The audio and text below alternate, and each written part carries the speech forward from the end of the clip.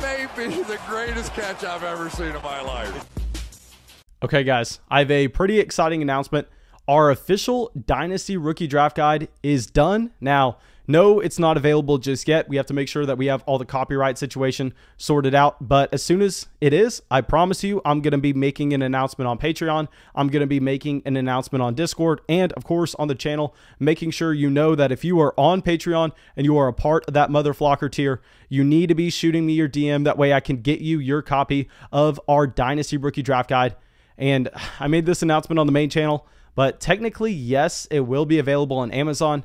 But I am mainly just putting it on there. That way we can get the copyright situation sorted out. And I mainly just want to be deeming it to everybody over there on Patreon.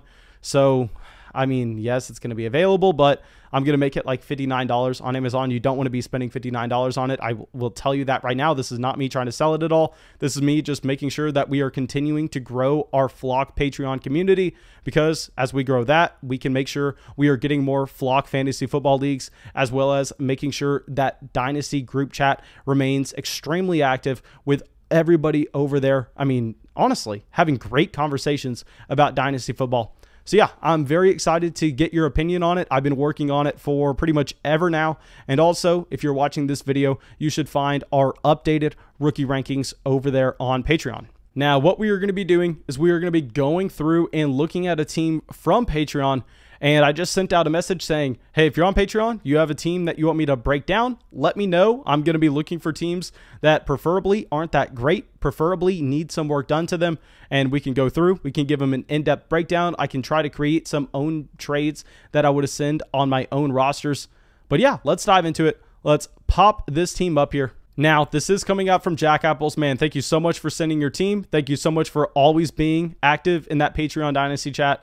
And yeah, let's dive into it. First, let's just talk about the quarterback position. Now, if you're over on Patreon, you know that this is what I do with pretty much every breakdown. We go position by position by position. Then we end up with your rookie draft picks. And then at the end, I go through and try to create some possible trades that I'd look to send.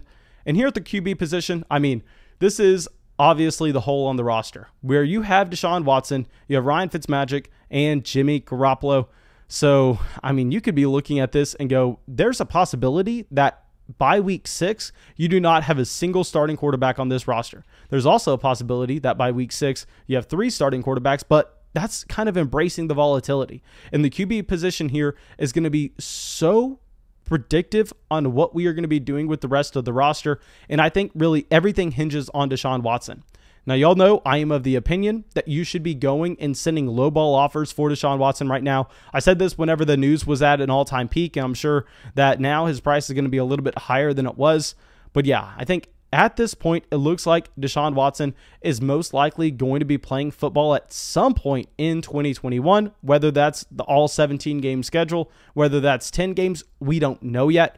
But like I've said over and over and over again, I mean, the NFL, they do not care about justice. It is sad to say. It does not mean really anything, though, for our Dynasty fantasy football teams, as we are just making sure that we are scoring these invisible points. We are just making sure that we are playing a game to the best of our ability and understanding that the NFL is out to make a profit. The NFL is out to make as much money as possible. They are not lawyers. They are not judges. In fact, they probably have their best lawyers they can hire on this case, covering up whatever Deshaun Watson did. I'm not saying Deshaun Watson's innocent. I'm not saying he's a good guy at all. I'm saying that if I'm a betting man, I'm betting that the NFL, a multi-billion-dollar business, is going to make sure that one of their prized employees is on the field and ready to make them money in week 1.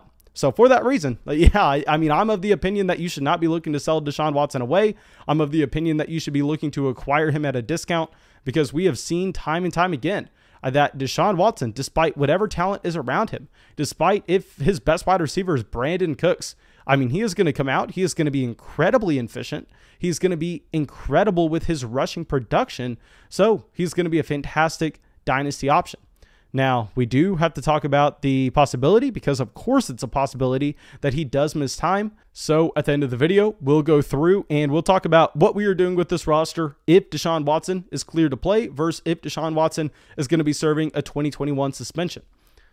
But now let's go to another weak point on this team. Let's go over to the running back position, where definitely this is a position that gets a boom after the NFL draft, as you do have Myles Gaskin, who obviously is going to be a running back that is going to project to have that starting role in 2021. Now that Miami decides to, I don't want to say pass on a running back, but not really have an option to take one of those top 3 guys. And also, David Montgomery possibly getting a massive quarterback upgrade from Andy Dalton to Justin Fields. So this running back room is a winner from the NFL draft.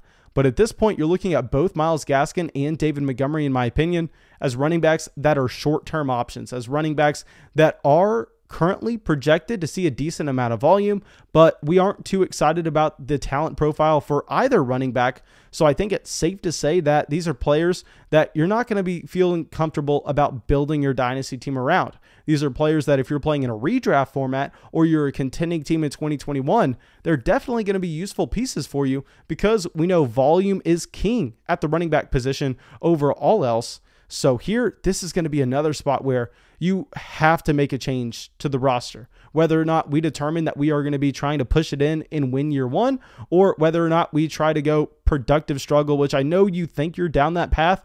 But honestly, I think that if we get to the end of the video, I can break it down where I think you can compete with this roster this season. Now, going over to the wide receiver spot, I mean, you got Julio Jones, you got Mike Evans, you got Juju, you got DJ Chark, Devonta Smith, Henry Ruggs. I mean, you have enough players here where you really don't need to worry about 2021 production at all. And also, you have some young pieces, a guy like DJ Chark, a guy like Devonta Smith, a guy like Juju Smith-Schuster, even Mike Evans, who's only 27 years old and really has showed no signs of slowing down. So this is a position that I think you're perfectly fine with. I'm not going to be looking to make too many moves. This is the strong point of the roster besides the future picks, but we will be getting to those in a little bit. Yeah, wide receiver, really like what you have going on here. Now at tight end, another spot that's interesting. I mean, you have Mark Andrews. Mark Andrews definitely a mid-tight end 1, but like I've said before, I think that he is a loser from the NFL draft based on how much target competition is coming in to Baltimore with Rashad Bateman, with Sammy Watkins getting a pretty hefty contract this offseason, with Devin Duvernay and Miles Boykin both getting another year to develop. So Mark Andrews, I think, is seeing a slight fall down, but still, I mean, you're comfortable having him as your tight end 1. Hunter Henry, tight end 2, it's whatever. But let's dive into the exciting part of this roster. Let's dive into why I think you can go ahead and compete in 2021. And that is the accumulation of picks that you have for 2022. So we pull this list up. You have 6 2022 first-round picks. You have 3 2022 second-round picks. And this is why you have the flexibility. And this is why before the NFL draft, I told pretty much everybody to go and try to start selling your veterans, start selling the guys like James Robinson. I also said a guy like DJ Chark because we were a little bit worried about that situation. But regardless, sell those players that we weren't certain we're going to have the starting roles after the NFL draft and get those picks, because then you're going to have so much flexibility later on to shape your roster how you want it. And now, this is where I kind of need your help, because if we are going to be advising what this team to do going forward, I think it depends on Deshaun Watson. I think that you kind of just sit on your hands right now. You go, we don't have enough information on how this season's most likely going to play out for this roster until we know if Deshaun Watson is going to play in 2021. And now, if Deshaun Watson plays in 2021, I think at that point you go, okay, this is a team that can compete. I just have to make sure that we are spending some of this future draft capital to get production in right away. And if that happens, I mean, I think that you're more than willing to go out there and do it, because, I mean, you'll be buying not only 2021 production, but you have the assets to buy stable pieces going forward as well. So what I would love to do is just go through and start packaging some of these players that are in your starting lineup with future first-round picks, trying to pick up some studs at their positions. So an example of this would be going through, trying to take a David Montgomery and one of those future first-round picks, preferably if you can try to identify a team that's possibly going to be a late first, and trying to trade those two pieces and really get any of these running backs in this tier. You're just looking for those 3-down guys that still have a decent amount of time left on their rookie deals. Guys like Clyde Edwards-Helaire, J.K. Dobbins, Cam Akers, DeAndre Swift, Travis Etienne, and Najee Harris. I think that would be an appealing trade, and obviously the majority of those owners are going to say no. I mean, if you approach the Clyde Edwards-Helaire owner and you go, hey, I'll give you David Montgomery in a first, A lot of them are going to say no, but you only need one person to say yes. So what I actually would do is my initial offer for all of these owners, I would just mass send it out, since 6 or 7 offers all at once. It's just going, hey, I'll give you David Montgomery, a first-round pick for, just say, one of the running backs like a J.K. Dobbins, and a second in return. Now, of course, like I said, you may not get any of those accepted. Well, then you just take the second off their side, maybe bump it to a third, and just try to hammer them down until they finally hit that accept button, because you only need one.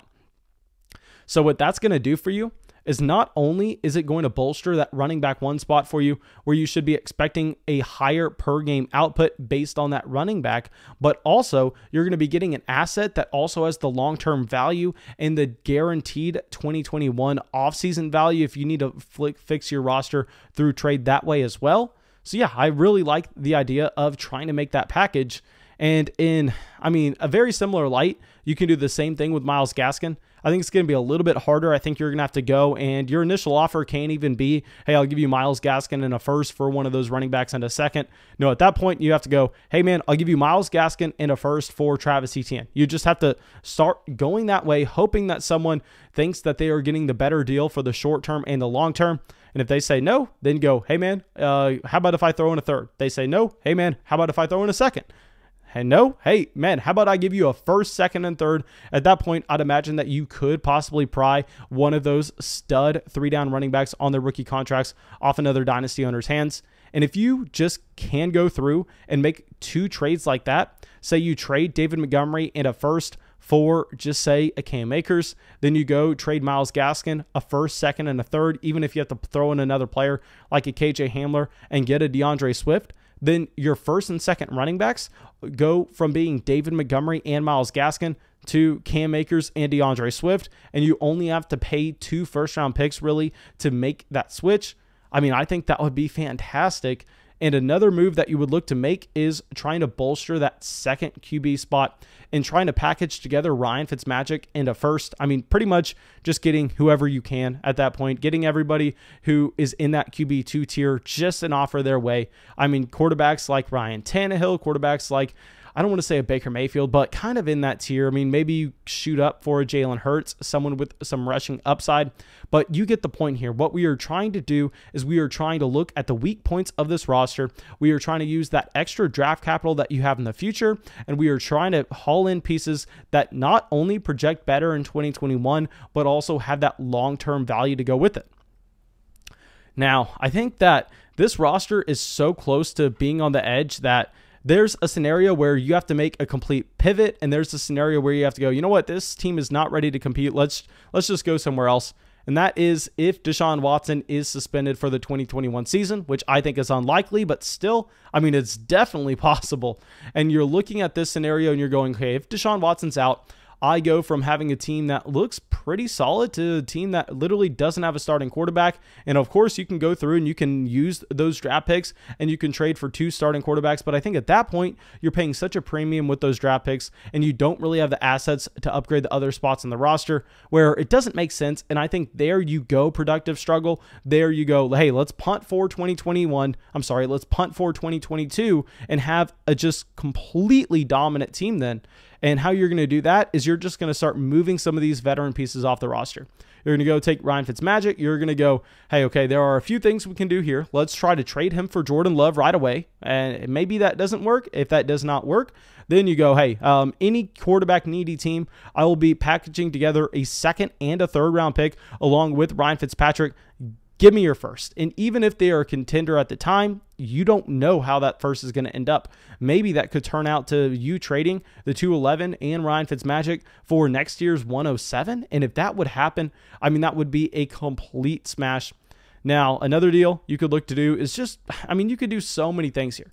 Go down to the tight end position, try to move a Hunter Henry for Cole Kmet or a Pat Freiermuth, understanding that, yes, Hunter Henry probably projects better for the immediate season, but down the line, you're not really going to want Hunter Henry whenever you have Jonnu Smith on that long-term deal in New England. And then also, obviously, Julio Jones is going to be a prime trade candidate if this ends up happening, where you can just go through and very similar to what we were talking about earlier, maybe you just go and go, hey, CeeDee Lamb owner, I'll give you Julio Jones, a first and a second for CeeDee Lamb. Get a similar amount of production now. Get the long-term value in the picks. Let's see if we can make that swap. There, you're just kind of maximizing the value that you can for Julio Jones, because I guarantee you're not going to be able to trade a first and a second for a player like CeeDee Lamb next offseason. And then the easiest trades that you have to make are going to be those running backs, getting them off your roster right away if we're going productive struggle. I mean, if you're going productive struggle, a player like Myles Gaskin, in my opinion, literally has no reason at all to be on your roster, because that's someone that you're not expecting to be a starter in 2022. That's someone that's probably going to be putting up points in 2021, making you have a worse rookie draft pick for the following year. So at that point, you can go, hey, we are willing to sell him at a massive discount. Hey, I'll package together Myles Gaskin and a future second and try to target one of those future first that is left over, because who knows, maybe that turns into the 103, the 104, and you are just coming away with a haul at that point. And also, lastly, you can look to go, hey, who has A.J. Dillon? Let's trade David Montgomery for a future first and A.J. Dillon as well. I mean, you kind of get the drift here. You kind of understand what we are looking for if we are going to be a productive struggle team. But mainly, I think that this hinges on Deshaun Watson. I think if Deshaun Watson plays, you have enough production where it makes sense for you to use those first-round picks. You upgrade your starting lineup immediately for 2021, and you just go for it this year because you have the assets. Whereas if Deshaun Watson doesn't play, that's going to be such a big hit. And we know it's not like Deshaun Watson's not going to prison. I'm telling you that right now, guys. I promise you that. So it's not like Deshaun Watson's going to be out of the NFL for 2022. You get him back then. And also, if you just punt this year and you get all those extra assets coming in, I think that makes a ton of sense. Now, thank you guys. I really hope y'all enjoyed this video. I really hope y'all got something from it. Of course, go down there, drop a like, leave a comment, subscribe to the channel. It helps us out a ton, and I will see y'all with the video tomorrow. I really owe a massive thank you for all the Patreon supporters in Ben, Braden, Zach, Ryan, William, Derek, Justin, Marshall, Tyler, and Eamon. Thank you so much, guys.